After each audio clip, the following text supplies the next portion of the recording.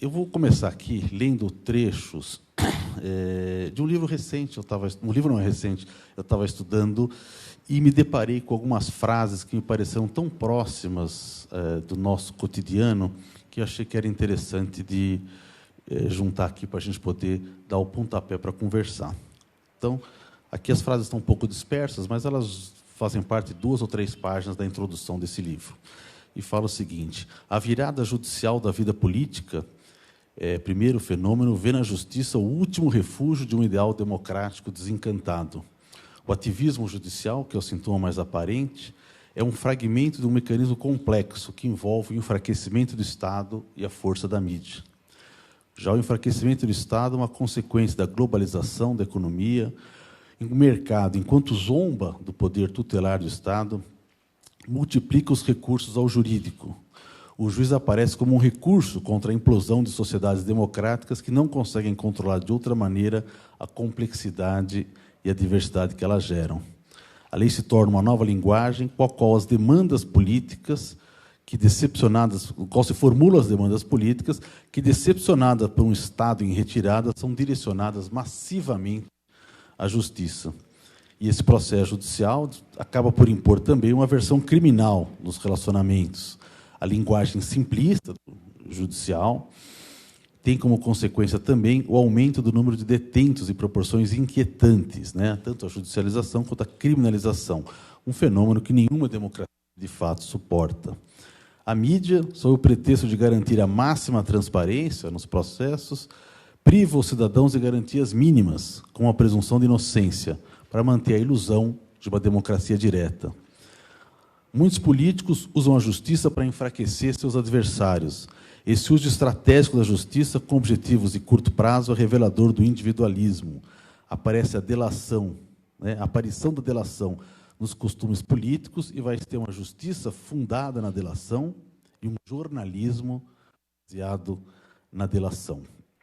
E ele se pergunta: mas, afinal, tratando dos juízes, será que nós não estamos entregando de mãos e pés, estamos nos entregando de mãos e pés amarradas a um novo clero tão detestável quanto a antiga burocracia? Essas palavras são de um juiz, curiosamente, francês, Antoine Garrapon, e escreveu esse livro, um livro famoso, chamado Guardião das Promessas, em 1996. Quer dizer, algumas questões que a gente está hoje sentindo com bastante ênfase no nosso cotidiano. Aqui ele vai falar sobre a questão da judicialização, né, a quebra do Estado social e a busca daquilo que o Estado já não dá através dos implementos da justiça. Ele vai falar da intensa criminalização, onde quando ele fala lá, ele está falando da França, década de 90, e fala de número de detentos em proporções inquietantes. É uma piada perto do que a gente tem no Brasil dos anos 10, né? Seguramente algo em torno de 10 vezes aquilo que eles entendiam como inquietantes. Mas vai falar sobre a ideia, a ilusão, né, de uma democracia direta, onde a mídia espetaculariza os processos de modo a fazer a presunção de inocência virar pó. Essa ideia da delação como uma forma dos políticos enfraquecerem-se os outros, uns aos outros, aí, e essa força que se debita aos juízes, né? Então, o que a gente está vivendo agora, com uma série de paralelos aqui, ele fazia essa avaliação mais de 20 anos atrás, e a conclusão que não conseguiremos cumprir, e que, portanto, toda essa popularidade vai se voltar mais tarde contra nós mesmos. Acho que, quando a gente fala da excessiva judicialização, eu acho que a gente vê com frequência isso, né? Uma série de questões que a gente já não disputa mais. Eu trabalho agora no direito público, né? São questões que você não disputa mais perante a administração. Você não vai mais à administração para pedir: olha, eu queria um medicamento. Você vai direto ao juiz. E, além disso, junto com isso, tem uma série de outras demandas que você já direciona direto, como se fosse uma passagem disso. E, por outro lado, os juízes cada vez mais estão aderindo e adotando essa ideia da judicialização das políticas públicas, de modo a poder decidir, muitas vezes, sequer sem o estrado da lei. Isso tem provocado, como ele já admitia lá, o enfraquecimento da política, um alijamento da política. Hoje a gente pode dizer, com mais clareza, ele também vai falar isso no livro dele, né, que ele fala da perda da imunidade dos políticos, né, quando os políticos começam a responder perante os tribunais, isso na França da década de 90, a gente tem também aqui uma questão extremamente relevante, que é a criminalização não só dos políticos, como da política como um todo, né, quer dizer, mais ou menos como se este lado estivesse, de uma forma, condenado, né, à política, e você vai para frente, eu só encontro soluções diante dos promotores, dos juízes, que são as pessoas que têm a moralidade. Não à toa, já tivemos aí o caso do Joaquim Barbosa, né, com 10 dias de não campanha, né, chegou a índices que o nosso governador não consegue nem chegar na metade dele, né, com 20 anos de política, enfim, 30, 40, não sei. E nosso juiz mais famoso aí, que se estivesse numa lista de candidatos, é bem possível que estivesse nessa mesma situação. A única divergência que eu tomo, não vou dizer nem divergência, mas algo que eu acho que escapa um pouco a essa visão, essa ideia que é muito recorrente, que a gente ouve da ditadura dos juízes, ou seja, que tudo isso que eu falei aqui está entronizando o juiz numa situação de grande poder. E eu acho que é exatamente o contrário. Quer dizer, quanto mais o juiz se coloca nessas situações, ele está diminuindo o seu poder. Eu costumo chamar isso de um protagonismo submisso. Quer dizer, a gente, de fato, é cada vez mais protagonista, mas, ao mesmo tempo, a gente abre mão, os juízes abrem mão daquilo que é a essência do seu poder, que é a defesa da Constituição, a defesa dos princípios. Nós abrimos mão, em muitos casos, da defesa dos princípios para trabalhar com a defesa de políticas. Hoje, pela manhã, eu fui gravar um curso, eu tive que fazer isso, Márcio, citar algumas vezes o professor Luiz Roberto Barroso. Não, o professor Luiz Roberto Barroso dizia isso. Eu gosto sempre de citar o professor Luiz Roberto Barroso, porque o ministro não diz a mesma coisa que era o professor. E é muito curioso isso. Eu lembrei do Luiz Fernando Veríssimo. Luiz Fernando Veríssimo, numa famosa crônica que ele escreveu, não sei se já era no Estado de São Paulo antes, acho que era no Estado de São Paulo, ele falava do Fernando Henrique Cardoso, né? Ele falava, sequestraram o Fernando Henrique Cardoso, botar outra pessoa no lugar. Não existe outra explicação possível que não essa e tal. E quando a gente vê isso, eu fui relendo algumas coisas. Uma das frases que eu cito do Barroso é que a nova interpretação constitucional, a grande guinada, a grande mudança, é que nós passamos a entender a Constituição como um documento jurídico e não só como um documento político. Mas, se falar isso perto dele, é capaz que ele dê voz de prisão por desacato, né? Eu acho que não se conseguiria. Mas, a meu ver, nós temos uma falsa ideia de prestígio, uma noção quase de celebridade, né, em relação a isso. Acho que nós deixamos de fazer a nossa função, que é a defesa dos princípios, e passamos a fazer uma outra função, que é a defesa da política, das políticas, das maiorias, enfim, que, na verdade, nos enfraquece e não nos torna poderosos. Nós saímos de uma função nossa, que é essencialmente contra-majoritária, que esta é basicamente a função do juiz, né? O juiz tem que tutelar a Constituição, e a Constituição, na verdade, é aquilo que defende o povo dele mesmo, né? Ou seja, é estabelecido algumas regras com as quais nem o povo, nem a maioria consegue ultrapassar. E essa é a ideia, a função do juiz. Ele sai dessa função majoritária para uma função majoritária, popular, e, por que não dizer, populista em muitas situações, que é de dar o que a voz das ruas está pedindo. Mas, quando o juiz guarda a Constituição, a guarda da Constituição lhe dá poder. A maioria lhe faz refém, porque ele só continua nesse prestígio, nessa popularidade, enquanto decide aquilo que é imposto pela maioria, ou imposto pela opinião pública, ou, traduzindo, imposto, sobretudo, pela mídia. Então, as pessoas ficam famosas, elas ganham prêmio, elas vão a jantares de smoking, vão nos camarotes reais, etc. e tal. Tem toda essa coisa da celebridade. Mas isso só permanece enquanto elas decidem aquilo que agrada às pessoas. No momento que elas decidem coisa diferente, tudo isso desvanece. Com um grande poder intuitivo, né, capacidade intuitiva, foi mais ou menos isso que o Lula fala no interrogatório ao Sérgio Moro. Você está condenado a me condenar. Ou seja, depois de tudo isso armado, é muito difícil que ele chegue na sentença e fale: não, realmente não está provado, absolvo. Depois de ter dito, muitas vezes, que ele só chegou onde chegou em razão do apoio popular.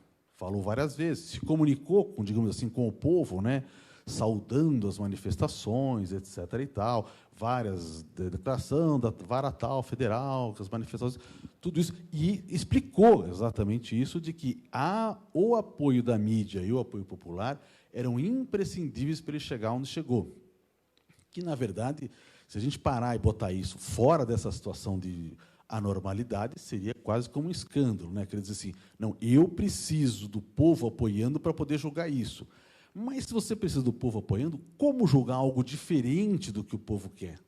Então, a questão é que um juiz que fica condicionado a julgar o que o povo quer, ele tem menos poder do que o outro, e não mais, porque ele passa a ter alguém que o manda, alguém que manda nele. Olha, eu tenho que fazer isso, então vou fazer uma pesquisa de opinião, vou sentir o que diz, sem contar essa enorme dificuldade de saber o que pensa o povo, né? Porque o que pensa o povo tem uma certa intermediação aí uma grande intermediação pela mídia. Então, na verdade, essa ideia de que não, esse é um juiz muito poderoso, porque ele condena todo mundo, esses juízes são fortes, que condenam todo mundo, é um equívoco. Porque o juiz que condena todo mundo, ele não é necessariamente forte, ele está abonando, praticamente sem aparas, o trabalho da polícia e, eventualmente, do Ministério Público. Então, ele não está exercendo o seu poder, ele está carimbando. Se ele condena... Uma vez saiu no jornal uma coisa assim, não, porque a juíza jamais deu ou absolveu uma pessoa em todo o seu tempo que ficou lá. Bom, então não absolve, sempre condena. Então, com um juiz que sempre condena, você já não tem mais aquela perspectiva de ter um devido processo legal, onde a gente vai disputar. E não tem o exercício do poder, né? A gente, na outra semana, né, Márcia, lembramos aqui não, né, no outro debate, da cena do filme A Lista de Schindler, que, não sei se todos viram A Lista de Schindler? Se não viram, corram para ver, é um filme muito bom. Há um momento, a história é do empresário, Oskar Schindler, que lucra com a guerra, é um industrial que vai lucrar com a guerra, tá muita gente perdendo seus bens, principalmente os judeus na Alemanha, enfim, ele vai se aproveitar disso. Mas nisso vai passando as situações onde ele se aproxima do poder para poder usufruir dessas benesses, e ele acaba com a convivência, percebendo que ele pode usar a sua condição de empresário para salvar muitas pessoas que, sem isso, iriam para a morte certa. E ele passa a usar ele como empresário para salvar as pessoas, contratá-las para trabalhar numa empresa, para que elas não sejam levadas ao campo de concentração. Essa é uma história real, talvez romanceada pelo Spielberg, enfim, mas é uma história real.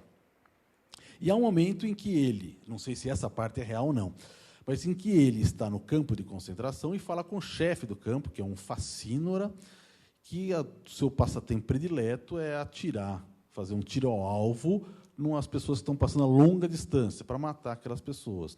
E ele tenta explicar para ele que o poder dele não reside no fato dele poder matar a pessoa, dele matar todo mundo. O fato de você matar todo mundo não te dá o poder. O que te dá o poder é de você não matar. Você fala, esse eu não vou matar, esse eu vou poupar, essa vez eu vou poupar. É isso que te dá o poder. Se você atirar em todo mundo, tanto faz. Você não tem você está só cumprindo esse fato. Então, ele olha e fala assim, não, realmente, a hora que você está pensando, agora você está falando, agora eu estou pensando. De fato, eu posso escolher, eu vou matar esse ou não vou matar esse. Aí reside o poder. Mas a coisa mais forte, né, a coisa tática mais forte, ele vai lá e atira do mesmo jeito. Eu acho que um pouco disso acontece com o juiz, de achar que a gente tem que condenar todo mundo, porque há uma onda de crime na sociedade. Há um acordo do Supremo muito interessante, que ele fala que o juiz deve ser um homem do seu tempo. E vai explicar que ser um homem do seu tempo... E, aliás, quando eu li isso pela primeira vez, era no começo de carreira, eu adorei essa frase. Né? Pô, eu quero ser o juiz homem do tempo, né? Eu quero ser homem do seu tempo. Eu quero ser moderno. Na minha cabeça, ser juiz homem do tempo significa ser moderno, eu sou antenado com o meu tempo.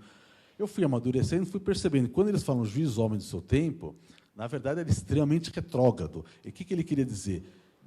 Que um juiz criminal devia ficar atento à evolução da criminalidade e passar por cima de vários direitos, porque, olha, apesar desses direitos, etc. e tal, o juiz é um homem do seu tempo, então ele tem que estar atento. E quando ele falava isso, o Supremo falava isso lá 25 anos atrás, ele queria dizer, porque esse tempo é um tempo de muito crime, a criminalidade alta, as famílias em desassossego, etc. e tal. O acórdão fala tudo isso.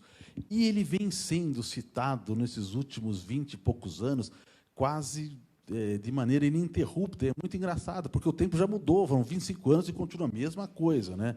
É como se fosse uma previsão do tempo que se usa todo dia, né? Então, essa sensação desse eterno pânico que nunca se resolve, ela está presente. A qualquer momento eu posso dizer, nossa, a criminalidade é altíssima, eu tenho que fazer isso. Mas essa frase que você está usando, ele usava há 25 anos atrás, há 22, há 15, há 8, há 7, ou seja, passa a ser uma incorporada. O juiz, quando encara uma política assumir uma política de encarceramento, que eu acho que é o que a gente está fazendo efetivamente, nós deixamos de julgar, de conduzir processos para aderir a uma política pública de encarceramento, especialmente na questão das drogas. Eu digo que, quando o juiz adere a essa política, ele se encarcera a si mesmo, porque ele se demite da função que lhe é peculiar, né, de avaliar caso a caso, de garantir a defesa, de garantir os direitos, porque, no fundo, o juiz é o garantidor dos direitos. Eu estava explicando hoje, naquele curso, dos princípios penais do Estado Democrático. Quando eu falo o que é o Estado Democrático, isso vai alinhando todos os direitos que foram colocados dentro do nosso Estado. E, ao mesmo tempo, tem lá o princípio da inafastabilidade do Poder Judiciário. Ou seja, o que a Constituição quer dizer para a gente é o seguinte, olha, tem todos esses direitos e nenhum desses direitos pode deixar de ser apreciado pelo juiz. Bom, o que é o juiz nessa equação? O juiz é a pessoa que vai garantir os seus direitos. Mas se a pessoa que vai garantir os seus direitos veste uma outra roupa, uma roupa de combatente, quem vai garantir o seu direito? Mas o juiz tem que combater a corrupção, tem que combater a impunidade. Mas se o juiz vai combater, né, como aquelas capas de revista, quando foi o interrogatório, a véspera do interrogatório do Lula, colocava lá o Moro e o Lula, né, uma no boxe, a outra no lutador mexicano, e cada um fazia a sua peça. E eu falei, pô, a imprensa não sabe nada, né? Olha o ato falho da imprensa aí, né? Está achando que o juiz vai ficar no mesmo do boxeador, e quem vai ser o juiz dessa briga? Não tinha juiz nenhum nessa briga, porque o juiz está de um lado. Mas aí a gente pensou, isso aqui é que a imprensa que não conhece. Aí veio a foto do interrogatório, não sei se vocês vão lembrar disso, mas ela ficou bem sintomática, essa foto. Eles tiram, um fotógrafo foi muito feliz nisso, ele recua e tira a foto da mesa inteira. Metade da mesa está o juiz e os promotores, e a outra metade está o réu e os seus defensores, né? Então você fala, bom, a revista não estava tão errada assim, afinal de contas, né? Porque lá ainda se faz essa coisa extremamente anacrônica do promotor ficar ao lado do juiz como se fosse tudo a mesma coisa. Então, eu acho que essa questão ainda não é só um erro do jornalista, é uma crise de identidade do próprio juiz. É muito comum que a gente ouça isso, né? O juiz parece que está numa equipe, né? Ele é digamos assim, o centroavante da equipe. Lá atrás, na defesa, está a polícia, né? No meio de campo está a polícia civil e o promotor, etc. E tal. E ele é o centroavante. Quer Quer dizer, todos fazem parte de um mesmo time, onde o gol quem marca é ele no final, porque é ele que decreta a prisão, etc. E tal. Obviamente que, se ele estiver fazendo parte de um jogo assim, a gente vai se perguntar quem vai estar apitando, segurando o apito, para dizer, olha, foi falta aqui. A polícia, quando entrou na casa da pessoa sem mandado, fez uma falta. Como é que ele vai entrar isso aqui? Tá?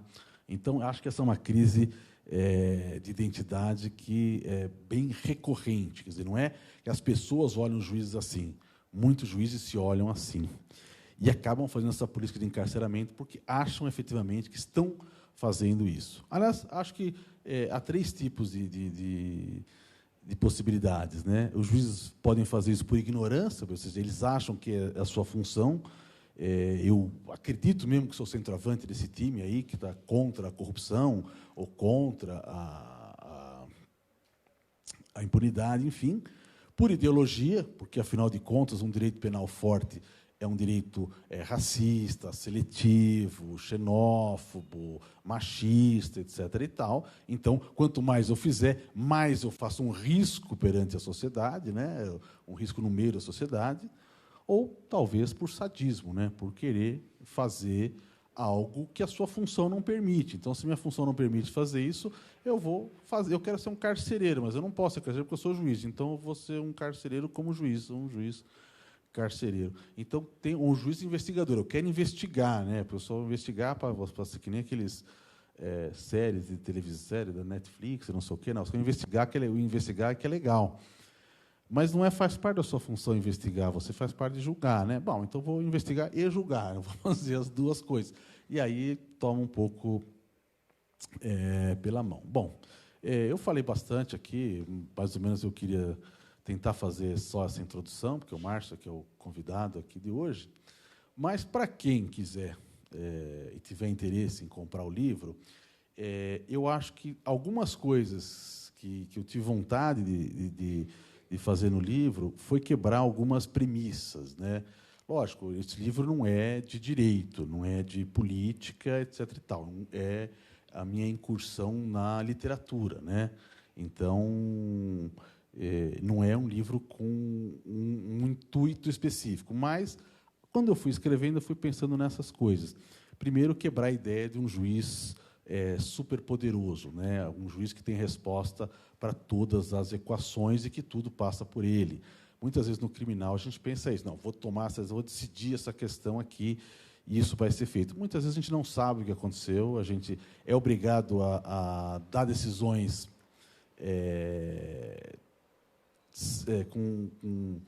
absolutórias porque desconhece os fatos, não consegue compreender a realidade. Muitas vezes a gente não sabe o que acontece depois ou o que vai acontecer depois. Então, eu acho que a gente tem que entender que, muitas vezes, a gente tem uma consciência da impotência. Né? Ou seja, o juiz não é tudo aquilo que o juiz pensa que ele é. E quanto mais o juiz acha que tem poder, maior a chance dele cometer abusos. Então, acho que olhar um pouco, até me fizeram essa pergunta aí, mas você se coloca de uma forma se criticando, se cobrando, se culpando, etc. e tal, uma forma de se diminuir. Eu falei, olha, diminuir nessa posição é extremamente importante, porque muitas vezes a gente precisa diminuir para poder encontrar o outro, né? Porque a gente está sempre num espaço superior. Entender que a justiça é um trabalho coletivo também, que é preciso saber ouvir o que os outros têm a dizer. Muitas vezes a gente vai para a tendência de ir para a sentença, para a audiência, para a sentença, com uma coisa na cabeça, né? Bom, então já sei o que é, já vi, já li o inquérito, bom, eu vou lá fazer e, na verdade, eu vou dar aquela minha carimbada lá, que eu tenho que fazer isso e tal. E a gente não se abre para ouvir o que tem para fazer. A prova, muitas vezes, está lá, eu já li. Se eu olhar o inquérito e reproduzir o que está lá, obviamente vai dar condenação, né? Porque se o inquérito levou a uma denúncia, né? Levou a juízo, obviamente ele já sai perdendo. O autor do réu sai perdendo por 3-0, né? Mas nem todos eles são como é que é o Liverpool, né? Consegue fazer 3 no outro jogo para empatar. É muito difícil isso. Mas a gente tem que saber ouvir, ter dúvidas, ter ajudas, ter limitações aí. E eu conto algumas histórias aí que eu fui salvo por outras pessoas, porque, por mim, a coisa teria tomado outro rumo. E, sobretudo, acho que eu acho o mais importante aí Quando a gente... É um livro muito interessante que foi feito, escrito por aquele psicólogo que fez o experimento de Stanford. Vocês já ouviram falar? Tem no Netflix também. Não estou fazendo propaganda da Netflix, me perdoe fazer isso. Mas tem lá um chamado de Stanford Experiment. O experimento de Stanford, lá está traduzido lá. E é muito interessante que o experimento é assim, ele pegou um pessoal que na década de 70 queria ganhar um dinheirinho, $15 por dia, e falou, gente, vamos resolver aqui, 10 pessoas vão ser presos, 10 pessoas vão ser carcereiros, e vamos simular na universidade fechada, nas férias, uma prisão aqui por 15 dias, e depois cada um vai para sua casa, etc. e tal, ganha o seu dinheirinho. Legal, legal. Durou 6. No 6º dia, eles não conseguiram mais. E é muito interessante, e ele vai, nesse livro que ele escreve, O Efeito Lúcifer, vai analisar esse experimento dele e vários outros experimentos para mostrar como as pessoas boas praticam coisas ruins, né? E aí tem algumas dos experimentos ele chega para dizer que primeiro a pessoa se desindividualiza, né? Então ele vai contar casos de exércitos de países onde as pessoas se pintam a cara para poder entrar numa batalha e tal. E quanto mais ele escurece, bota fantasias, mais cruel ele fica, porque ele tem menos a visão da sua própria cara, etc. E tal. Então ele falou, bom, eu queria os meus guardas totalmente desindividualizados, todo mundo de óculos escuros, todo mundo assim, etc. Tal, para que eles perdessem a individualidade. E, por outro lado, você é mais selvagem com as pessoas quando você desumaniza aquela vítima, vai tratar aquela vítima como um inimigo, como um animal, como um perigo, etc. e tal. Então, eu acho que essas coisas também interferem no nosso cotidiano no judiciário e que essas duas coisas são importantes para a gente. Primeiro, individualizar, quer dizer, o juiz poder olhar para a sua cara e falar, eu sou essa pessoa. E segundo, que é o mais difícil, dele poder olhar para a cara do réu, da vítima, da testemunha, etc. e tal, para ganhar essa sensibilidade. Quanto mais humano ele conseguir descobrir, quanto mais humanidade ele enxergar diante dele, menos cruel ele vai ser, como qualquer um desses agentes da experiência. Tá legal? Então, essa é a minha parte do processo.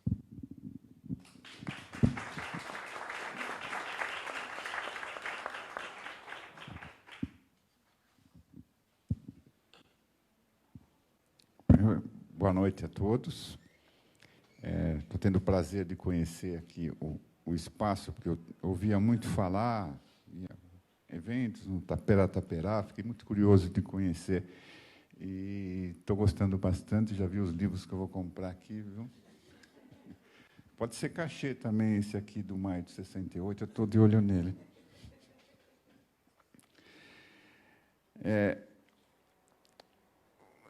Vocês são da área jurídica, assim, só para a gente ter uma noção de... Não, né? A grande parte... Alguém é? Tá bom.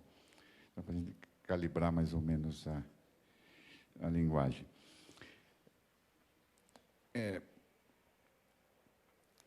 O Marcelo, quando me propôs o tema, ele jogou o papel do juiz. Está ótimo, está tudo bem. Está perfeito. A minha formação acadêmica é de filosofia do direito, né? Então, diante de uma questão desse tipo, a gente fica sempre numa certa perplexidade na nossa área. Fica com uma, digamos, uma dúvida na abordagem, né? O que significa o papel do juiz? A gente pode falar no mundo do ser, né, ou no mundo do dever ser, né? No mundo das regras, né, no mundo das normas, no mundo do ordenamento jurídico, é uma abordagem, né? Ou no mundo do ser, ou seja, como de fato, de verdade, opera o direito e opera o judiciário numa visão mais abrangente, uma visão mais sociológica, mais ampla, que vá além do direito.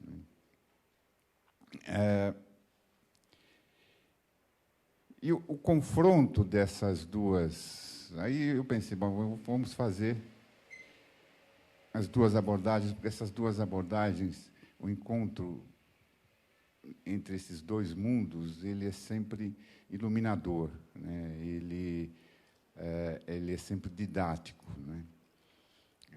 Então, qual é o papel do juiz no mundo do dever ser? Nem é uma questão muito complexa, né? É uma questão, na verdade, bastante singela. A primeira coisa, qual é o papel do juiz? O papel do juiz é de defender, de assegurar, de garantir os nossos direitos. Direitos e garantias fundamentais que estão na Constituição, que estão nas normas. A resposta à questão qual é o papel do juiz no plano do dever ser é esta. Qual é o papel do judiciário no plano do dever ser? Se nós olharmos a Constituição, o artigo 2º da Constituição diz que os poderes devem ser independentes e harmônicos. É a cláusula pétrea, é uma das cláusulas pétreas da nossa Constituição. Quer dizer, nem emenda, isso não pode ser objeto de emenda constitucional, não se mexe, só o constituinte, o novo constituinte originário, pode modificar isto. Agora, nós teríamos que ver, então, qual é a realidade do direito, né? E uma chave para entrar nessa questão seria colocar a questão, uma pergunta que é a seguinte: qual é a autonomia do judiciário? A Constituição diz que os poderes são independentes e harmônicos. Então, nós poderíamos perguntar até que ponto vai essa independência? Qual a autonomia, efetivamente, do judiciário? E aí eu vou recorrer ao velho Marx. É uma passagem da crítica, a contribuição à crítica à economia política, uma passagem célebre, né, em que ele diz o seguinte: as relações jurídicas, assim como as formas do Estado, não podem se explicar por si mesmas, nem pela chamada evolução do espírito humano. Elas se originam nas condições materiais de existência. Aqui ele está, como ele faz várias vezes, né? Ele começa como um hegeliano de esquerda, ele vai se distanciando do Hegel, né? E a chave de leitura dessa frase é uma demarcação de posição dele em relação ao Hegel, que explicava o Estado moderno. O Estado moderno para Hegel era o Estado prussiano em que ele vivia. E Hegel explica o Estado prussiano como uma evolução do espírito humano. O que o Marx vai dizer é o seguinte: não é. O Estado, as relações jurídicas não são o produto do desenvolvimento do espírito humano, da ideia, do espírito. Ele é produto das condições materiais, né, da sociedade. O que significa que essas relações materiais da sociedade, elas moldam as instituições jurídicas e políticas, elas moldam o judiciário, né, o que nos coloca no caminho da questão que eu coloquei no início. Nós não temos, a minha posição em relação a essa questão, há um grande debate no marxismo em relação a a autonomia que o Estado pode ter, que a superestrutura pode ter, que o judiciário pode ter. A minha posição, e ela meio que se modificou um pouco ao longo dos anos, né? Não tenho nenhum problema de dizer isso. Eu escrevi 4 anos atrás, eu e o Marcelo, 4 anos atrás, organizamos uma coleção de pequenos livros jurídicos para entender direito, né?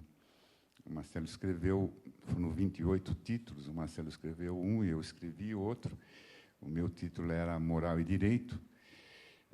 E eu escrevi em 2013, né? 2013, né? 2014, né?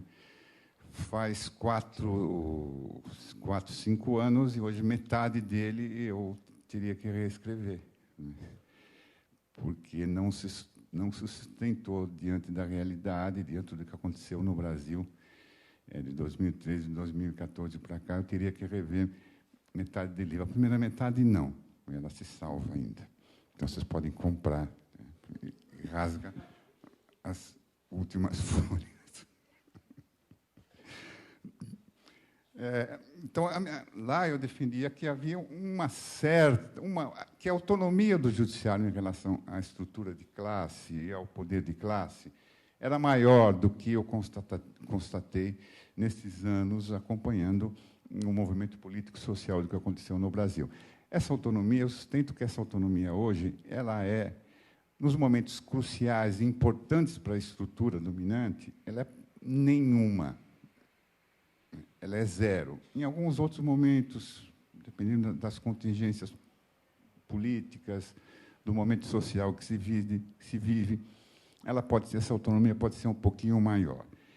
Isto é, mais ou menos, em outra formulação, o que o Marcelo acabou de dizer. Assim, para ser um pouco mais empírico, ilustrar, existem muitos episódios, né, que ilustram essa não autonomia, alguns para os quais eu não havia atentado antes, né. No Rio de Janeiro, nós tivemos agora, no Rio de Janeiro, a fundação da Associação Brasileira de Juristas para a Democracia. Houve um seminário e a fundação da entidade. E a Kenarik Bojiquian, que é minha ex-mulher, fez uma das intervenções lá, e ela lembrou um episódio, ela citou um episódio que era o seguinte: o tempo da escravidão. Em 1851, houve uma lei que aboliu o tráfico de escravos, né? Não lembro como é que chama essa lei, se é Eusébio de Queiroz. A partir de 1851, qualquer negro escravizado que entrasse no Brasil deveria ser alforriado, porque não havia a cobertura legal para isso. E não se alforriava, e um dos argumentos utilizados era o da razão de Estado.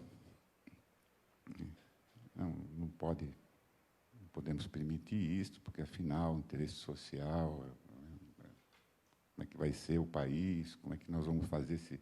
Então, razão de Estado, que é um nobre conceito que remonta a Maquiavel, nobre na origem, na formulação, mas que é usado frequentemente como foi usado a maior parte do tempo como uma ideia que possibilita, um conceito que possibilitava todo tipo de violação de direitos e todo tipo de imoralidade pública, né?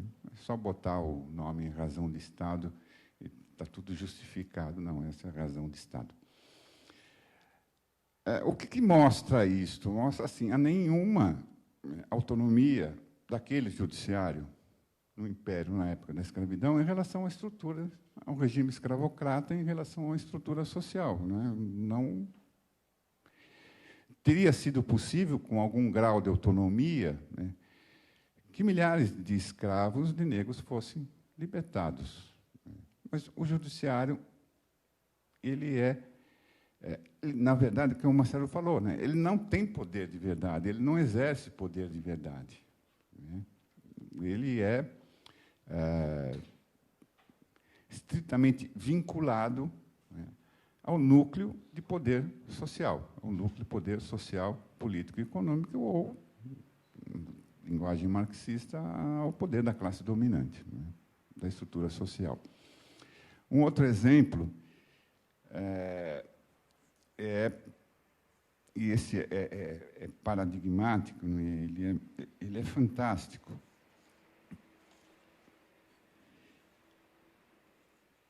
Dando um salto na história, né, a deportação da Olga Benário, judia grávida de um filho brasileiro, né, alemã. Ela é deportada para a Alemanha, morre em um campo de concentração. Houve um habeas corpus. Vocês querem ver o habeas corpus, o acórdão? É essa página. Uma lauda. Quantos segundos de TV Justiça? Pois é. Naquele tempo não tinha TV Justiça, não precisava disfarçar muito, não precisava fazer longos discursos, pegar doutrinas estrangeiras. A fundamentação é simplesmente a seguinte: atendendo a que a mesma paciente é estrangeira e a sua permanência no país compromete a segurança nacional, e agora vem a pérola, conforme se depreende das informações prestadas pelo senhor ministro da Justiça. Ele simplesmente, o fundamento foi, o ministro da Justiça disse isso, ele simplesmente carimbou, né, uma decisão política iníqua, né, perversa, que conduzia uma mulher à morte com um filho brasileiro no ventre, conforme as informações do senhor ministro da Justiça. Bom, eu tomei esses dois exemplos como ilustrações da tese da nenhuma autonomia do judiciário em relação ao poder. Mas, se nós dermos um outro salto histórico, nós vamos chegar ao processo que nós estamos vivendo.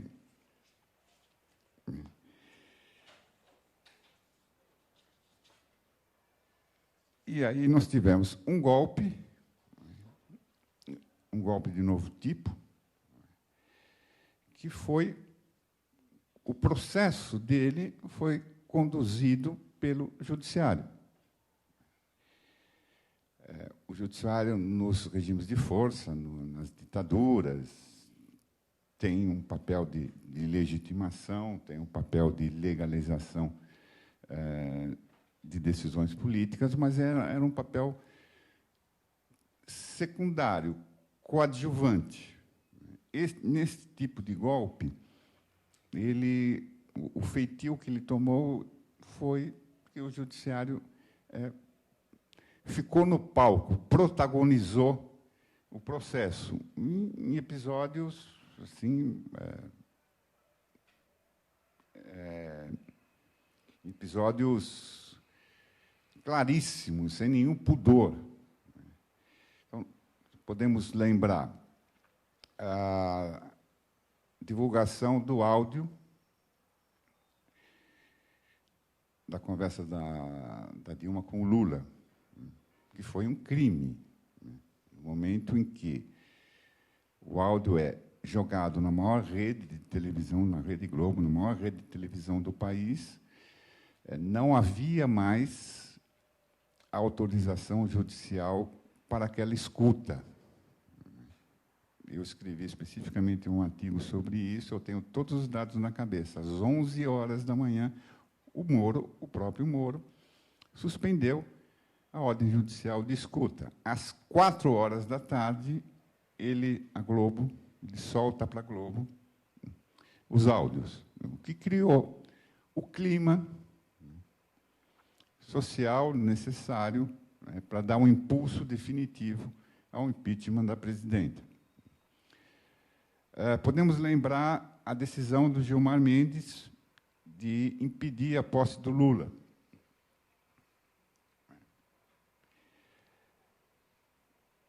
Nós podemos lembrar o próprio processo do Lula,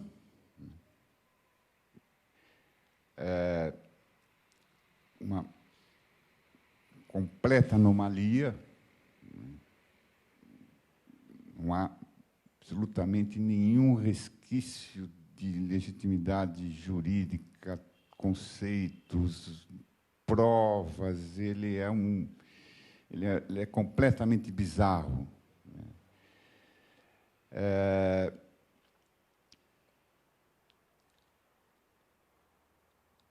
A manipulação da pauta do Supremo pela Carmen Lúcia, né, se recusando a colocar em votações as ações de controle concentrado de constitucionalidade, né, porque poderia haver um risco, né, de a Rosa Weber não votar conforme se esperava. Então, manipulou para que o resultado fosse aquele e para que o virtual presidente, candidato, o futuro presidente da República, se for possível que ele se candidate, né, para impedir que ele se candidate e permaneça preso. Quer dizer, esse conjunto de episódios mostra, né, que o judiciário foi peça, né, da engrenagem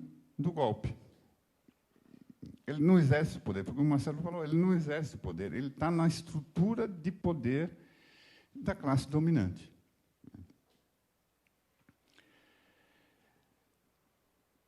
Isso numa análise, estou fazendo até aqui uma análise ampla, uma análise da grande política, na verdade, da pequena política, mas se nós formos para outra esfera, né, social de análise do papel judiciário, nós vamos ver algumas outras facetas desta nenhuma autonomia do judiciário. Algum tempo atrás, saiu uma notícia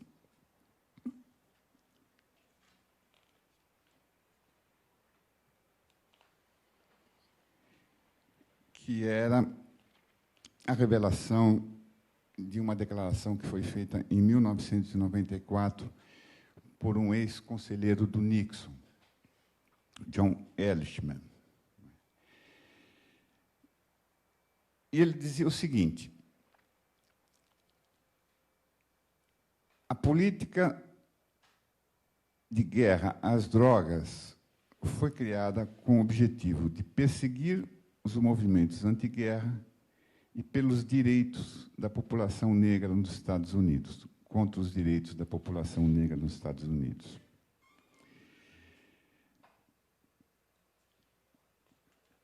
E diz o seguinte: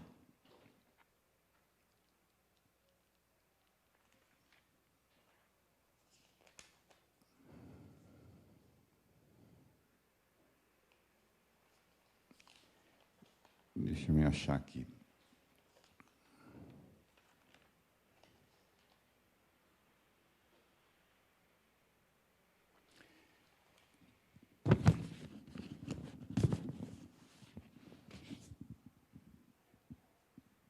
É a frase dele, a declaração dele. A campanha Nixon, em 1968, e depois a administração Nixon na Casa Branca, tinham dois inimigos: a esquerda antiguerra e a população negra. Sabíamos que não podíamos ilegalizar, a redação até que é um pouquinho complicada, mas dá para entender.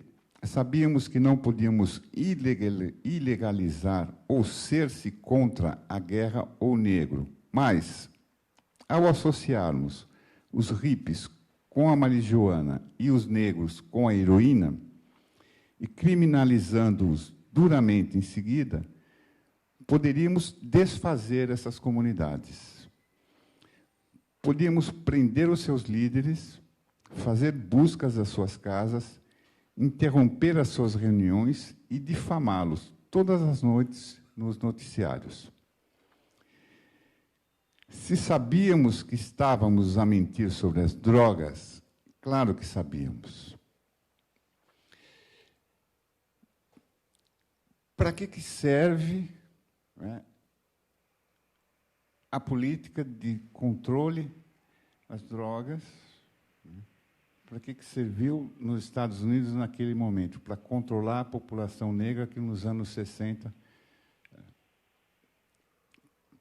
estava tumultuando o ambiente político e social nos Estados Unidos. Este era o objetivo. Aí começa a escalada punitiva e repressiva em relação às drogas, e que tem esse objetivo: controle dos excluídos. Porque o capitalismo não consegue, pela sua própria natureza, contemplar a integralidade dos cidadãos. Sempre uma parte da sociedade tem que ser excluída. E o direito, uma das funções do direito penal é esta. Quem está excluído da sociedade, quem está excluído das benesses e vantagens do capitalismo, tem que sobreviver de alguma forma. É um perigo, tem que ser controlado, porque eles estão fora do sistema. E o direito penal é o instrumento desse controle. Voltando ao judiciário, assim, esta engrenagem de dominação, qual é o papel do judiciário dela? É de compor, ela é uma peça dessa engrenagem. É simplesmente uma estrutura completa de dominação, com uma face política, com uma face jurídica. Existem outras formas de controle também, formas ideológicas de controle da informação, enfim, todos os aparelhos ideológicos aí de dominação, não é? E o judiciário está nessa estrutura. É uma peça, não é, desse mecanismo de dominação. Se nós tomarmos, agora aqui, voltando para o Brasil, se nós tomarmos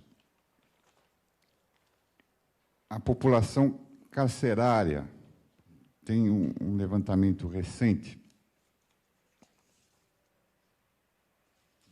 que eu espero ter trazido.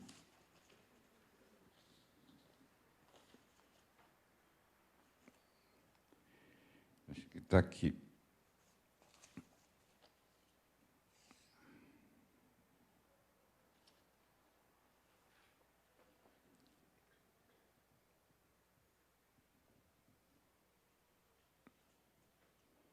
Bom, eu não estou achando. Nós temos 700 mil presos no sistema penitenciário. Os dados, mais ou menos, são os seguintes. Eu vou falar de memória, eu tinha anotado aqui, mas eu perdi. Os dados são mais ou menos o seguinte: cerca de 60% a 70% são jovens entre 18 e 29 anos. Mais ou menos por aí de negros, 20 e pouco por cento por crimes relacionados à droga, mais 20 e pouco por cento por crimes relacionados à propriedade, furto e roubo. Então, são negros, pobres, entre 18 e 29 anos, o que vem a ser exatamente, né, se a gente olha para a rua, se olha para a realidade que a gente vive, a parte da sociedade brasileira excluída do capitalismo, excluída das benesses do capitalismo, das vantagens do capitalismo, né? Estão fora.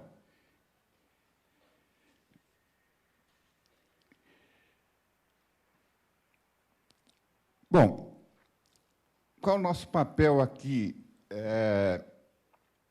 Como nós nos colocamos como críticos do direito, né? Essa posição que a gente tem assumido nas colunas, nos textos, na parceria com o Marcelo, com outros companheiros que dividem as colunas que a gente escreve. Então, nós temos tentado denunciar isto, dizer isto o tempo todo. e a gente faz um contraponto, né? Há alguns colegas nossos que fazem a crítica dentro da lógica jurídica, e isto não contribui, na verdade, reforça, né, esse mecanismo perverso de atuação do judiciário, né? O que eu estou querendo dizer? Por isso que eu até perguntei aqui quem era da área jurídica, né? Existem muitos juristas, até com prestígio, críticos, né, que, diante, por exemplo, da atuação do judiciário no processo de golpe, no processo de impeachment, ficam na superfície da crítica. Eles ficam dizendo, olha, no acórdão tal, nessa questão relacionada ao impeachment, relacionada ao Lula, relacionada à Lava Jato, não, mas eles usaram o conceito errado, não é isto, a Constituição não diz isto, né? São ignorantes, né? Não sabem usar a hermenêutica jurídica. A grande parte dos nossos colunistas jurídicos ficam nesta trivialidade. Mas não é isto que a gente precisa dizer. A gente não precisa dizer o que a decisão judicial disse. A gente precisa dizer por que a decisão judicial foi feita. Não é o que a Constituição diz, né? Isso não ajuda muito, isso não contribui, isso, na verdade, está na própria lógica complicada da operação jurídica, né? Não é o que diz a norma, é por que aquilo está sendo feito daquela forma. Só deste modo a gente vai conseguir elevar o nível de consciência, né, e iluminar, pelo menos do nosso ponto de vista de jurista, né, iluminar o que está acontecendo, esclarecer o que está acontecendo. E conhecer é o caminho da libertação social, é o caminho da emancipação. Então, eu acho que o nosso papel é o de denúncia, é o de crítica, de fazer análise profunda, é o de ir à raiz, né, das coisas. E o Marx tinha uma frase, que a gente tem que ser radical, ser radical é ir à raiz, e a raiz é o homem. Então, eu acho que a nossa tarefa é ser radical nesse sentido. Muito obrigado.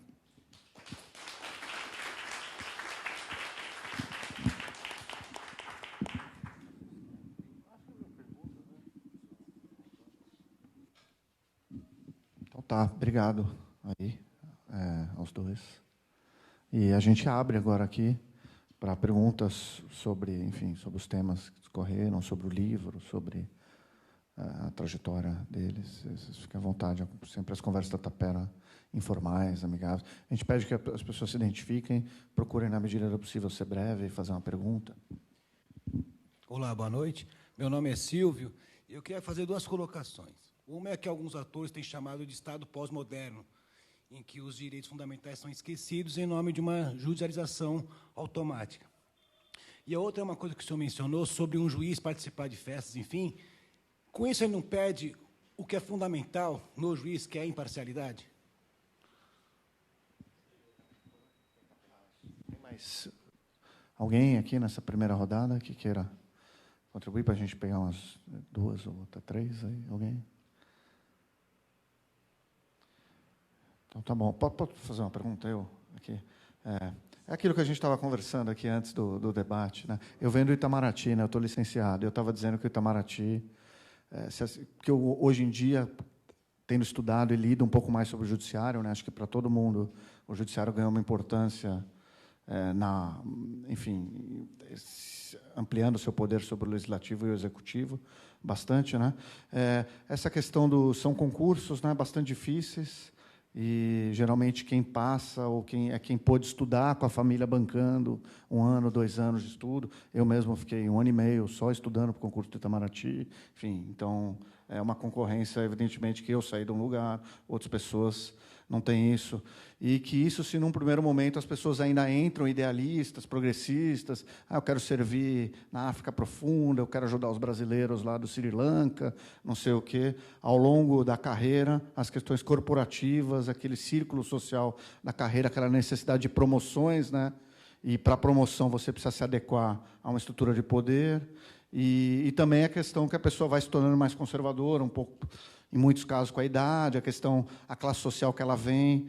Eu queria saber, com o Marcelo e do Márcio aqui, se eles acham que essa questão da forma de recrutamento e do tipo de pessoas que são recrutadas para os cargos de juiz, como isso não é suficientemente democratizado, talvez, não há caminhos de acesso para populações de renda mais baixa ou enfim, do interior, enfim, para negros, enfim, se vocês acham que isso acaba tendo um impacto também no tipo de decisão que vai ser tomada, para além das questões estruturais de classe aí, de conformação, enfim, tem a ver também, né? É isso aí. Não sei se eu consegui me explicar aí. Bom, tem bastante coisa aqui, parece pouco, mas tem bastante.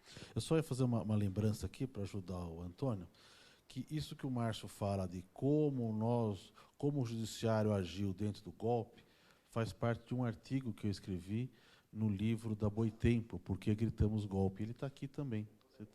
Também. Ele não é meu, mas ele é um pouquinho meu também.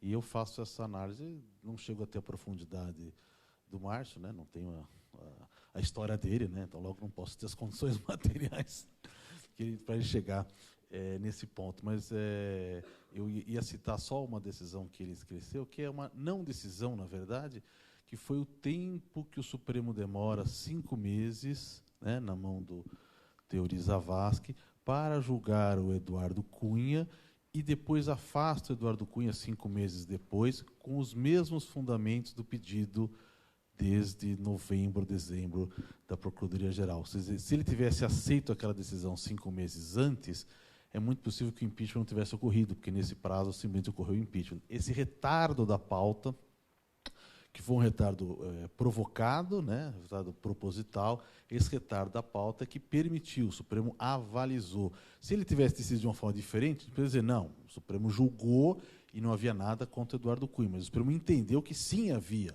mas só depois. Então, só foi apreciar depois, e essa inversão da pauta foi essencial para fazer isso. Foram várias questões aí que foram essenciais. O nosso colega, que também faz parte das colunas que a gente escreve sempre, né, Márcio, o Rubens Casara, que tem usado essa expressão do Estado pós-democrático, né? Acho que é bem interessante. Uma das coisas que ele fala com muita frequência é que nós não estamos no meio de uma crise, né? Porque a crise é aquele momento que você está que te ajuda, inclusive, a ter uma outra oportunidade, uma outra situação.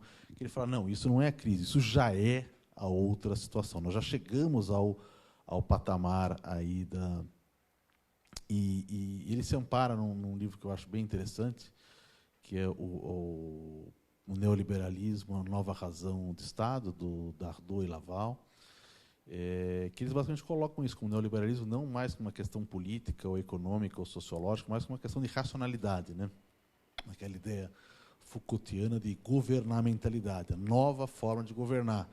Ou seja, os estados são vistos como empresas e os indivíduos são estimulados a agirem como empresas. Então, eles não existe mais solidariedade. Um está sempre disputando com o outro, tal. É sempre questões de guerra e exclusão, enfim. Acho que é bem interessante isso. O que o Rubens coloca é que, dentro desse quadro, o papel do judiciário acaba sendo um papel de manutenção. É que, no fundo, o Márcio está um pouco mais pessimista e cáustico, enfim, deu uma versão que a gente ainda tem, como eu ainda estou nativo, ainda fala um pouquinho daquilo que a gente pode fazer. No fundo, é uma espécie de redução de danos, né? Que quando eu olho para o espelho, eu falo assim, meu Deus, então eu não faço nada, nada que eu faço adianta, né? Mas eu tenho, assim, no fundo do coração, aquela ideia assim, com aquela decisão que eu dei e que deu uma situação melhor para aquela pessoa, para mim é pouco, para nada. As estruturas, de fato, como o Márcio tem razão, elas não se mexem com as estruturas, mas aquela pessoa, para ela, é tudo. Né? No processo criminal, quando a gente decidia uma questão e absolvia um réu, e aí assim ele ficava absolvido, é tudo. Não interessa, para ele não interessa nada do resto. Mas que, de fato, principalmente nos momentos mais agudos, né, nessas horas de transição, essas horas que importam. Eu acho que o judiciário decide contra o governo inúmeras vezes, decide contra o poder inúmeras vezes, mas não nas horas que efetivamente importam. Nessas horas, aquelas horas de decisão, é muito difícil. Eu sempre tive uma dúvida de saber como é que era ser juiz dentro... A incompatibilidade, para mim, de ser juiz dentro da ditadura. E eu sempre tive na cabeça, inteira na carreira, imagina, eu fazia palestras e falava, não há judiciário sem democracia, não há democracia sem judiciário, etc. E tal. Mas hoje eu já tiro essa frase, já risquei essa frase da minha coisa. E eu li um livro aí, que foi o próprio Rubens que me trouxe, me emprestou, né, o do Ingo Miller, que fala sobre os juristas na época da ditadura nazista, né, de Hitler, e ele deixa bem claro que os juízes tiveram uma grande dificuldade de se acomodar com Weimar, não com o nazismo que veio depois. E vai contando assim, ele fala assim, mudanças de pessoas no sistema judicial, de polícia, promotor e juiz, tal, não teve praticamente nenhuma, uma exceção ou outra, tal. A acomodação foi muito grande. E mostra lá uma coisa que é aterradora, que são as manifestações das associações de juízes, etc. e tal, saudando o novo sistema, que, enfim, levará a Alemanha, etc. e tal. Quando aí você fala, bom, isso foi lá, aqui no Brasil foi totalmente diferente, os juízes não sucumbiram à ditadura militar. E me deparei com um livro recente, quer dizer, recentemente eu me deparei com esse livro, faz uma menção de um juiz, não sei se chegou a conhecer, Márcio, o João Batista Herkenhoff, acho que agora já é falecido, um desembargador do Espírito Santo, que ele levou, na Associação dos Magistrados Brasileiros, uma moção, simplesmente, pela volta da democracia, o retorno ao Estado de Direito e tal, e foi rejeitado com ampla maioria no começo da ditadura. O que mostra que assim, essa ideia que a gente tem, imagina, a gente nunca vai se acostumar com isso, a impressão que eu tive ao ler essas passagens é que eu acho que os juízes se acomodam muito mais nesse sistema da ditadura que no da democracia. A democracia é que dá esses aparos.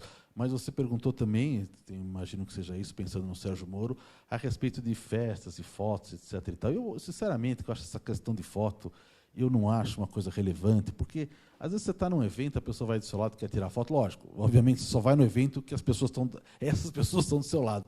Mas eu nem acho que isso seja uma questão que a gente possa dizer de grande importância. É uma importância mais simbólica do que ela representa, do que propriamente a foto. O cara tirou uma foto, porque às vezes você encontra a pessoa falando, vamos tirar uma foto, você tira hoje em dia, todo lugar que eu vou, alguém do meu lado fala assim, vamos tirar um selfie, eu nem sei quem é a pessoa que está lá. Mas o que eu acho mais delicado, eu vou falar isso porque eu já escrevi sobre isso, é que quando veio à tona a informação de que o juiz havia viajado às expensas da Petrobras, aí que achei um pouco complicado.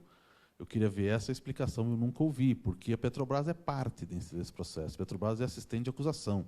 Ela nomeou um advogado, e o advogado extremamente participativo, inclusive, lá teve uma briga com os outros advogados e tal, o Renier Aldotti, mas, enfim, a Petrobras é parte. Ela não é só meramente uma vítima, ela é uma vítima que é assistente de acusação. E aí acho que fica complicado, né? Se eu estou julgando um processo, a minha parte paga para mim uma viagem, eu acho que é difícil. Eu diria, não me paga a viagem, vou pagar eu a viagem, porque eu não posso ser custeado por alguém que eu estou julgando. Porque se ele é parte, vítima, eu também está sob meu julgamento, né? A condenação lhe interessa, ele está entrando com um pedido para que eu condene o réu. Então, eu estou apreciando, julgando esse pedido. E essa eu acho a questão mais delicada. Mas, enfim, eu acho que o Lula tinha mais razão na intuição dele em dizer a frase que, para mim, eu acho perfeita, que está condenado a condenar. Ele não há possibilidade de ele fazer nada mais que não seja isso. Eu tenho uma divergência aí com o Antônio, não sei se ele vai concordar comigo, se vai continuar o debate se eu fizer essa divergência, tudo bem, né? Mas eu não acho que as pessoas fiquem mais conservadoras depois que entram na carreira, pelo menos pelo que eu tenho visto aqui, elas têm entrado cada vez mais conservadoras. Assim, eu acho hoje que a gente vive um conflito geracional ao revés. Quando eu entrei na carreira, eu tinha essa impressão, e acho que era uma impressão real. Quer dizer, os juízes mais antigos eram juízes muito formalistas, muito quadrados, a gente poderia dizer, não tinham ainda todo esse, eram muito positivistas, a gente não havia essas novas interpretações constitucionais, não tínhamos a Constituição, enfim, eram juízes mais quadrados, digamos assim, mais formais, e conservadores de estirpe mesmo. Passados quase 30 anos, né, eu acho que essas pessoas são menos conservadoras dos que entraram, e os que entraram com toda a Constituição com quase 30 anos. Né. Alguma coisa deu errado nisso, né? Quer dizer, eles foram educados com toda a Constituição, e eu tenho a impressão que eles são muito menos garantistas, muito mais rigorosos e muito mais radicais no outro sentido, né? Muito mais de raiva, de ódio, etc. e tal, do que aqueles mais antigos, conservadores, tradicionais. Eu não sei como explicar isso. Eu acho que uma das explicações é que a gente está cada vez mais influenciado pela mídia. Eu tenho percebido isso. Isso que eu falo do juiz, ele diminui a sua atenção à Constituição para trabalhar com as políticas, ele diminui a sua participação na doutrina, né? Eu vou cada vez discutindo menos doutrina, você pode pegar as decisões, tem cada vez menos referências doutrinárias, etc. e tal. Eu vou diminuindo o meu espaço de saber. Eu estou fazendo pesquisa sobre sentença de tráfico entorpecente, né? E uma das coisas lá que o juiz fala com muita frequência é tráfico de drogas agora, né? Uma das coisas que o juiz fala assim, o crack tem que ser mais grave mesmo porque ele vicia instantaneamente. Eu falei, bom, nós não somos médicos, não somos psiquiatras, não somos nada. Então, para alguém dizer isso, é preciso que tenha algum subsídio, né? Vão ter alguém dizendo isso. E uma das coisas que eu fui procurar é quais as doutrinas, quais os livros doutrinários da medicina que o juiz se ampara para dizer isso. Eu acho que de 800 sentenças, eu achei um livro que faz referência a um médico, enfim, tal. Todos os outros a gente pode encontrar os sites na internet, né? Brasil sem drogas, fora de drogas, crack não sei o quê, são essas referências, ou cartilha do não sei o quê, são essas referências que não são propriamente referências científicas. Eu até acredito que, assim, do direito, sei lá, talvez ele não precise procurar a doutrina do direito, porque ele está na cabeça, ele sabe, mas da medicina nós não sabemos. E olhando textos norte-americanos, porque eles viveram isso, né? Epidemia de crack, etc. e tal, pânico de crack e tal, viveram antes da gente, inclusive. Um texto recente que eu li, o texto acho que é da década de 90, ele vai falar que, em determinado momento, a imprensa se rende e começa a divulgar, depois de todo aquele pânico moral do crack, o que eles chamavam de dirty little secrets, né? Nossos pequenos sujos segredos, segredinhos sujos, uma coisa assim. E um deles é dizer que não é verdade, que o crack vicia no primeiro uso, não sei o quê, etc. e tal. E aí o outro vai dizer, não, também se falava isso do LSD nos anos 60, não sei o quê. É um certo discurso recorrente. Eu não sei. Não sei dizer, nunca aumentei uma pena de crack porque ele vicia mais que o outro, porque eu não tenho conhecimento disso. E eu não vi até agora alguém que tivesse uma sentença que pudesse ter esse conhecimento. Então, quando a gente sai do conhecimento, que a gente tem uma função técnica, né? Eu não fui eleito para ser juiz, eu passei num concurso. Então, o que eu tenho, que os outros não têm, com tudo isso que o Antônio falou, é verdade, todos os privilégios, etc. e tal, eu tenho um conhecimento técnico e eu, portanto, vou trabalhar com o meu conhecimento técnico.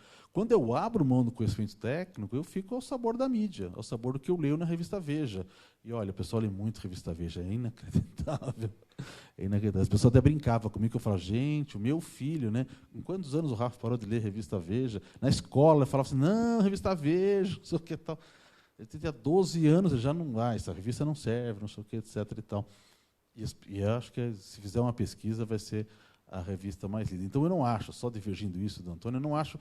Tudo bem, eu concordo até com essa visão aí de que a gente fica mais corporativo. Aí sim, eu acho que o corporativismo é algo que está de uma forma tão grande, entranhado nas carreiras, em todas elas, que é muito difícil da gente ter assim, uma finalidade social, porque como a gente está sempre em defesa, a gente está sempre com os interesses em jogo, esses interesses acabam sendo prevalentes. É uma chaga muito difícil da gente romper isso. Eu acho que assim, toda a nossa instrução colocava o juiz numa torre de marfim.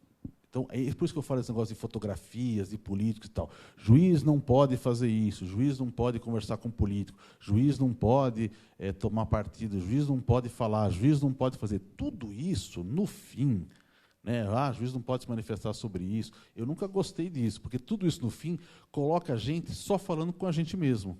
A gente olhando para a gente, nós somos diferentes. Eu, sei lá, não sei quantos anos eu entrei no Twitter, eu falava, gente, a gente tem que entrar aí nesses negócios. Hoje eu me arrependi profundamente, porque as pessoas vão lá e se comportam como juízes, aí não adianta. Quer dizer, a única coisa que eu pensava na minha cabeça, quando eu entrar lá, pronto, eu não sou mais doutor, sou uma pessoa como qualquer outra, as pessoas vão sentir a humanidade da gente, vão perceber, pô, um juiz é humano, é normal, que nem a gente, e a gente vai reconhecer os outros. Mas acho que a sugestão não deu muito certo, porque as pessoas continuam se portando como juízes, mesmo nesses lugares. Então, eu acho que essa questão de isolar a gente da questão do corporativismo, que não é só na magistratura, né? Eu tenho falado bastante para o pessoal da Defensoria, tenho dito, pelo amor de Deus, não se transformem, não percam a esperança de nos transformar, pela perspectiva de transformar naquilo que nós somos, porque é mais ou menos o que todo mundo vai querendo fazer. Hoje o juiz não tem mais a perspectiva de se transformar no que é juiz. Até o juiz quer se transformar no promotor. O promotor virou o ponto de partida aí onde todo mundo quer ficar igual. Mas não tenha dúvida, eu acho que a questão da seleção do concurso da magistratura, ela sempre foi uma seleção que o pessoal fala de meritocrática, né? E é para quem consegue disputar o concurso, para quem tem tempo de ficar estudando. Acho que isso acontece por vários motivos. Primeiro, porque o fato da pessoa ser um profissional não ajuda nada ele no concurso. Não sei o Itamaraty, acho que também não, mas no concurso da magistratura não ajuda, às vezes até atrapalha, né? Então, quanto menos ele souber do trabalho, é melhor, porque ele começa do zero. O concurso, principalmente as primeiras fases, são muito de cultura jurídica, não vou dizer trivial, não é almanac, mas cultura da lei, propriamente dita, que quanto mais tempo para estudar, melhor. Agora, um advogado que tem mais experiência, ele tem menos chance de passar, porque a experiência dele, via de regra, não é aproveitada. Acho que isso é uma coisa complicada. Acho que está surgindo agora algumas coisas que possam amenizar um pouquinho, né?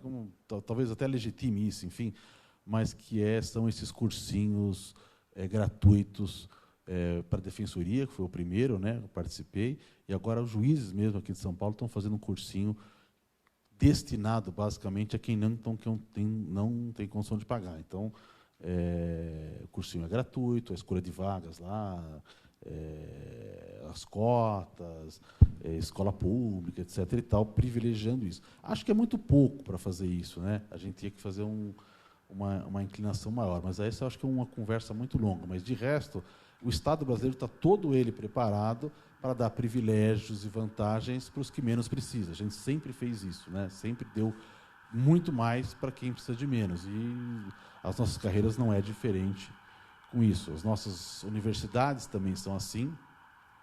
E a gente viu, né, o que aconteceu nessa semana aí, né, no Rio de Janeiro, jogos jurídicos, e que é uma coisa, a mim pareceu, quando vi aquilo lá, uma coisa deplorável, né? Aquilo mesmo que fizeram com o Daniel Alves lá na Europa, né, jogar uma banana para ele, por uma atitude racista, falar, pô, os europeus, nossa, como os alemães, os espanhóis, né, são racistas, não sei o que, tá aqui, num jogo só de estudantes de direito, joga uma banana, além de outras questões. E quando eu falei em casa para minha filha, ela está no 3º ano da faculdade, eu falei, nossa, você viu isso, que absurdo isso? Eu falei, ih, pai, isso acontece sempre. Então, e essas pessoas são essas pessoas que vão ser juízes, promotores, procuradores de Estado, etc. Então, acho que até vão ser diplomatas, talvez, não sei. Boa noite. Você vai completar.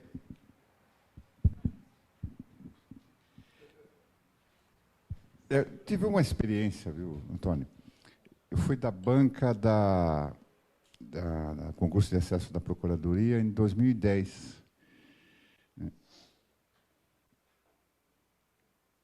E assim, foi impressionante o perfil das pessoas que nós aprovamos, eram 112, 115,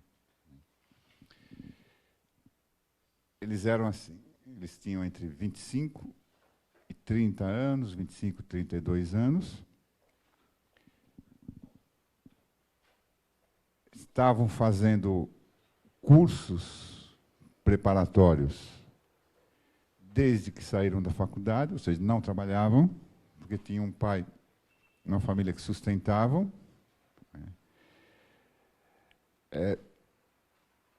E apenas 2 dos 115 fugiam desse perfil. Era um sujeito de 40 e poucos anos que era cartorário no interior do estado e uma moça de Minas Gerais que também tinha 40 e poucos anos, então era funcionária pública. Assim, 115, vamos colocar 115, vai. 115, 113 tinha esse perfil. Classe média, por volta de 25, 28 anos, nunca trabalhou, saiu da faculdade e ficou financiado pela família, se preparando para fazer o concurso. Uma realidade completamente diferente da minha, quando eu fiz concurso.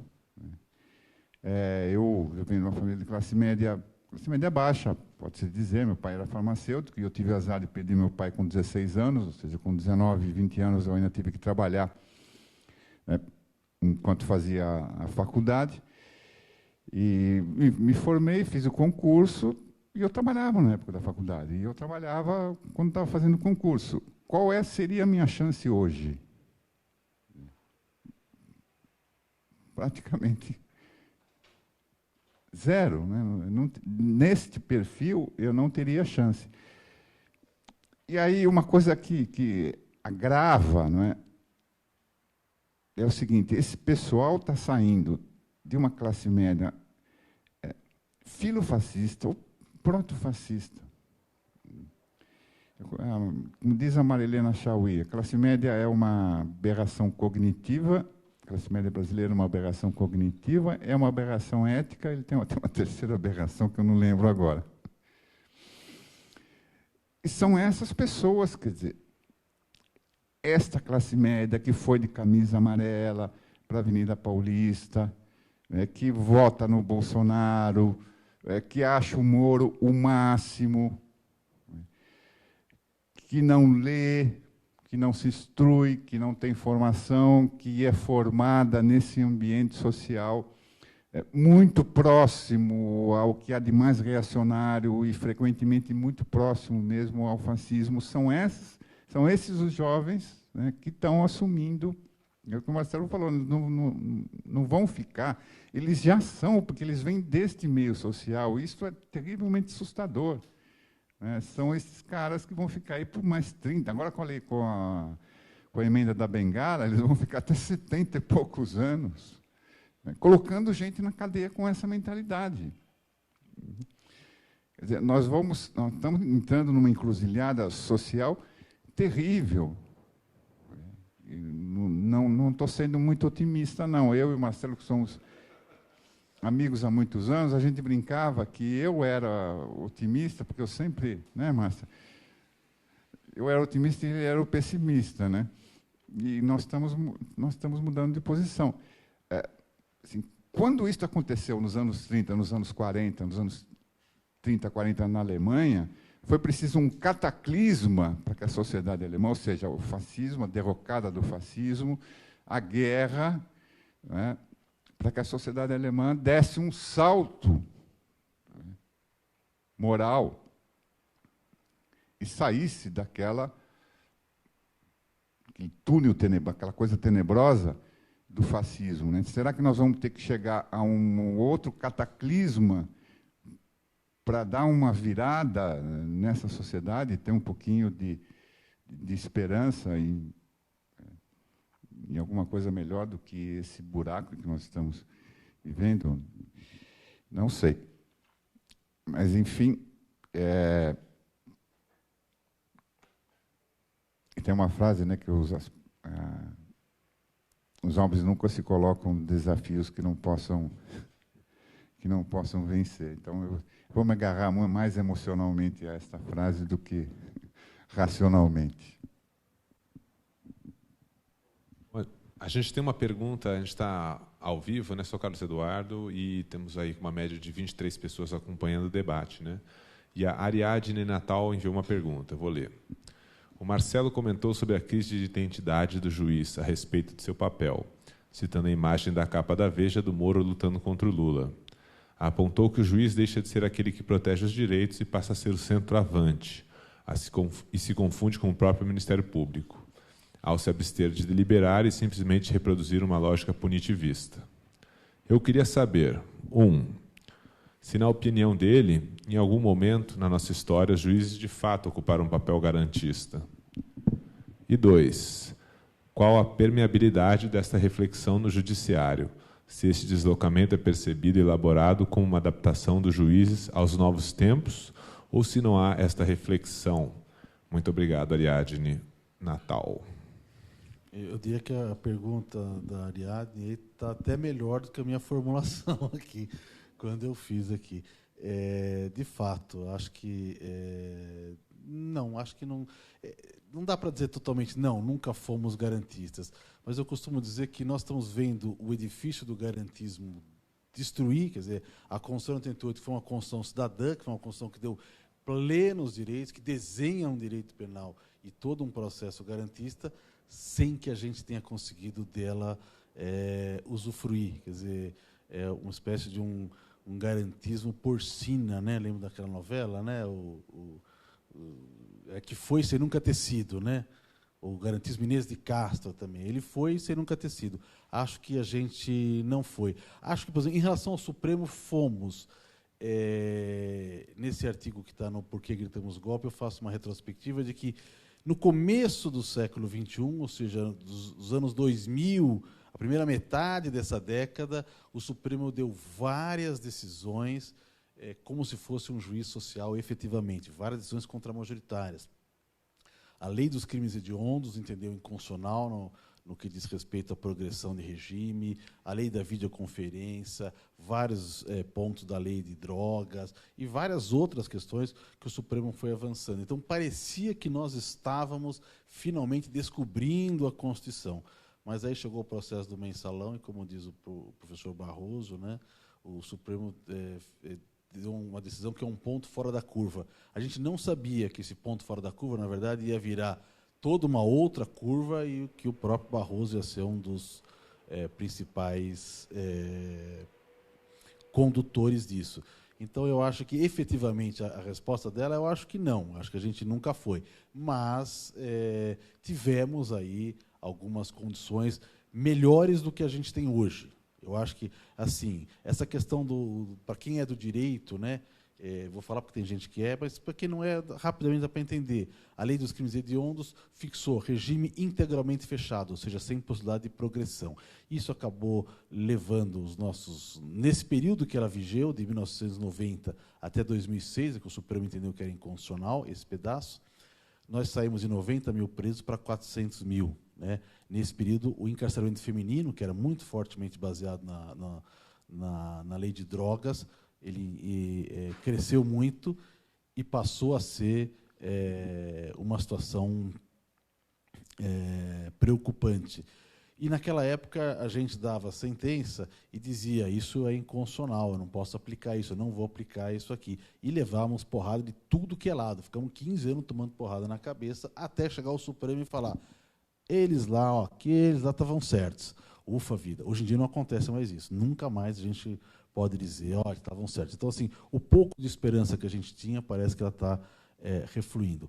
Qual a permeabilidade desse debate dentro do judiciário, né?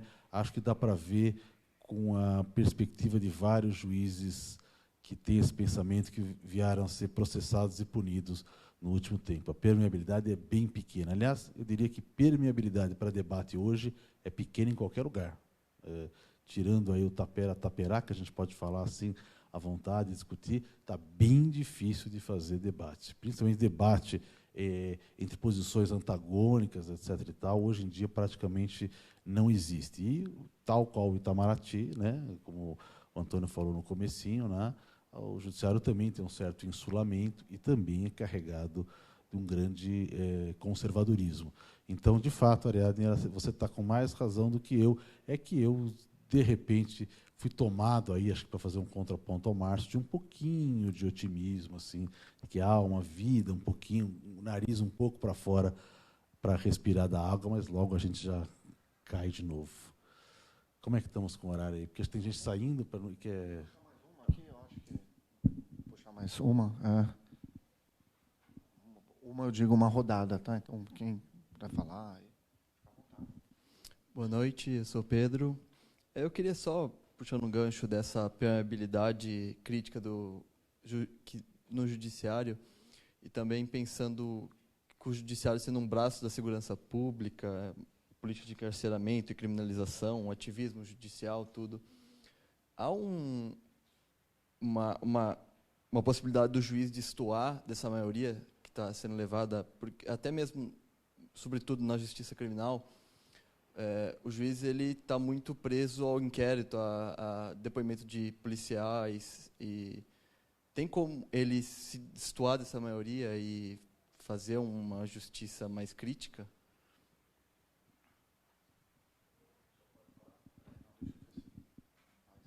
Mais alguém? Alguém tem perguntas?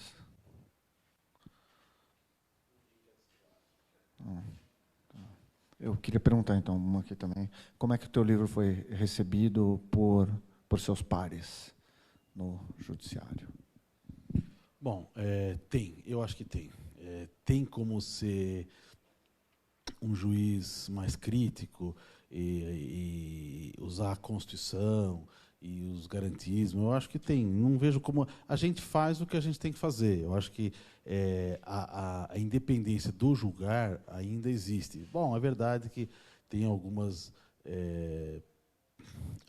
pequenas sanções pelo caminho, né? Zaffaroni, num livro muito interessante que ele fala sobre poder judiciário, democracia, ele explica isso, né? Fala, olha, todo mundo fica olhando na independência externa, né, para o juiz não ser, o judiciário não ser submisso a outro poder, mas o que complica mesmo é a independência interna, porque aquele juiz que sai diferente, ele tem um caminho bem mais penoso. Mas eu acho que dá para a gente fazer. Eu fazia isso, dava as minhas decisões e não vou dizer que eu nunca tive nenhum contratempo. O contratempo que eu tive foi que, depois de 25 anos trabalhando como juiz criminal, eu fui promovido para o direito público. Então, estou no tribunal, mas não estou no tribunal na área criminal. E talvez isso tenha feito alguma diferença, alguma questão. Talvez não, certamente isso tenha feito. Mas eu acho que assim, a independência não é um direito do magistrado. A independência é uma obrigação. É um ônus. Então, eu acho que o juiz tem que ser independente, como diria o nosso ex-presidente Collor, né? Duela quem duela, né? Tem que ser presidente a qualquer custo, o que custar. Pouco importa o que vai custar. Dificilmente vai custar o cargo dele. É muito difícil isso. Até porque, mesmo com toda a perseguição ideológica, tirar um juiz do cargo é difícil. A gente tem uma série de proteções. Acho que a gente sempre tem que se colocar... acho que quem mais tem que assumir a independência é o próprio juiz. Vou lutar pela independência. Você luta pela independência no seu cotidiano, quando você decide. Eu sempre tive vontade de dizer, falava isso, olha, eu gosto de ser juiz, porque aqui eu posso ser independente, não importa o que eu julgue diferente do que eles julgam, eu continuo juiz e tenho certeza que ninguém vai impunir em razão disso. Mas aí teve o caso da Kenarik Bujequian, que recebeu uma punição aqui. Mas no CNJ acabou sendo absolvida e a punição tinha um lastro na atividade jurisdicional forte. Então, até escrevi naquele dia, quando aconteceu, quando o processo foi instaurado, porque ela conversou comigo, eu falei, fica tranquilo, esse processo não vai ser instaurado nunca, porque isso é uma matéria jurisdicional. E quando soube que foi instaurado, eu confesso que, pela primeira vez, eu pensei em sair da carreira. Falei, não é possível isso que esteja acontecendo. Fiquei muito triste, fiz constar isso no Facebook, etc. e tal. Não sei que as pessoas que gostaram ou não gostaram, mas, enfim, Mas a gente continua, e ela continua também decidindo da forma dela, a gente decide, e eu acho que dá para fazer. Eu acho que sim, o que você tem de aparas, o que você tem de problemas, o que você tem de obstáculos, é muito menor do que eu teria se eu me vestisse com outra capa. E para dormir, o que eu ia fazer para dormir depois? Ah, tá bom, estou fazendo isso aqui agora, eu vou condenar todo mundo, tal, mas eu não quero fazer, não, mas eu vou fazer isso aqui, porque isso aqui é bom. Eu não conseguiria fazer isso. Então, eu acho que assim, a gente sofre algumas coisas, é evidente que a gente sofre, mas eu acho que sofre menos do que sofreria se sucumbisse. Eu acho que seria pior. Acho que foi bem, Antônio, não sei dizer como foi. Acho que quem comprou, acho que o pessoal não lê muito, assim, de maneira geral, né? Você vê que, eu diria que não lê 55 minutos por dia. Eu acho que não é a média. Mas, enfim, as pessoas que eu tive contato, que eu acho que são mais os amigos, eu gostaria de não receber nenhuma crítica propriamente dita, e dizer, olha, isso está... Mas talvez tenham lido pouco, por isso que eu recebi poucas críticas, eu não sei. Eu vou ser bem sincero aqui. Eu escrevo bastante, estou quase 7, 8 anos escrevendo semanalmente ou mensalmente nas colunas, e a crítica que eu recebi no Tribunal de Justiça, num órgão especial, foi quando eu levantei uma bandeirinha, saiu uma foto no Facebook, dizendo somos todos Kenarica, apertei a bandeirinha. Então, eu passei a achar que a foto é muito mais perigosa do que a escrita. Eu falei, gente, eu vou parar de tirar foto. Eu continuo escrevendo, mas vou parar de tirar foto, porque as fotos, as imagens parecem que são muito chocantes, ou são de mais fácil percepção. Assim. Mas a gente vive, não é ruim, eu tenho um relacionamento muito bom na carreira, etc. e tal. Tem todas as nossas outras preocupações, etc. Dá para você conviver. Eu falo isso para quem está ouvindo e quer virar juiz, e quer tentar falar, eu quero ser desse jeito, quero pensar do que eu penso. Dá para você fazer isso. É lógico que você vai ter que ter tudo sempre fundamentado, lógico que você tem que estar sempre com o seu serviço correto, etc. e tal. E, enfim, faz parte, né? Se as pessoas dizem que viver é criar inimigos, né? Então faz parte, a gente não consegue evitar isso.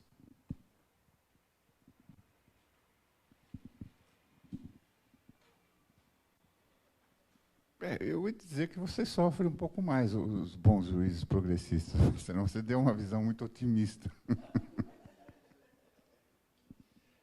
A Kenarica é minha ex-mulher. Eu acompanhei muitas coisas, muitas dificuldades que ela teve pela posição. Ela é mulher, com esse nome, Kenarik, na Armênia, nascida na Síria, com posições bem progressistas, e ela sofreu alguns problemas. Sofreu mais.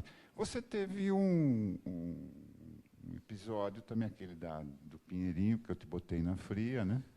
Mas é porque eu estava junto com... É verdade, realmente teve um processo. Não chegou a ser um processo administrativo.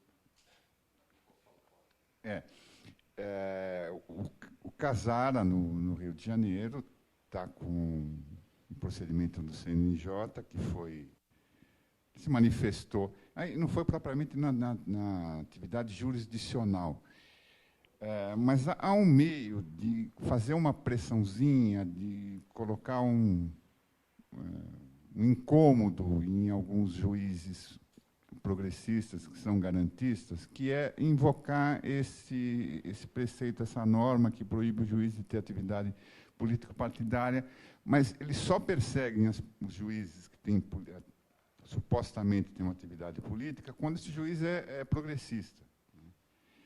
Porque se você pegar no Facebook, tem 15 mil juízes no país.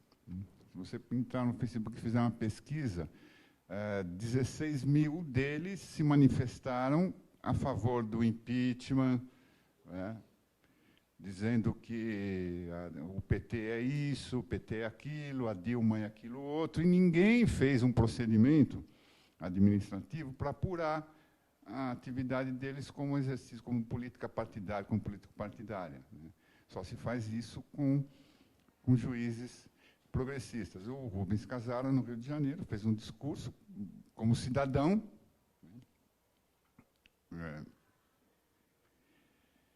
uma manifestação suprapartidária, política, não partidária, não era organizado por partido nenhum, e foi processado, né? O processo está no CNJ, está suspenso por uma decisão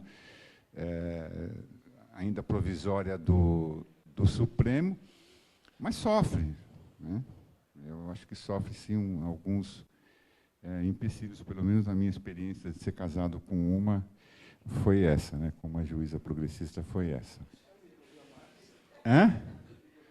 Agora a Márcia pode dar o seu depoimento. Vai na minha linha, tá bom. Acho que eu adociquei demais essa, mas não é, tem. Eu não quero tornar desesperançosa a vida de quem quer entrar na magistratura e percorrer. A gente precisa de aliados, a gente precisa de pessoas das várias. Eu fui há um tempo atrás na defensoria, e os defensores perguntaram, mas, Marcelo, por que os juízes são tão conservadores? Eu falei, quem aqui quer ser juiz? Ninguém, né? Eu falei, bom, então, todo mundo que tem um pensamento menos conservador não quer ser juiz, todo mundo quer ser defensor, então não sobra, né? Então, alguém tem que ter couro duro para apanhar um pouquinho, né? E fazer isso, acho que faz parte.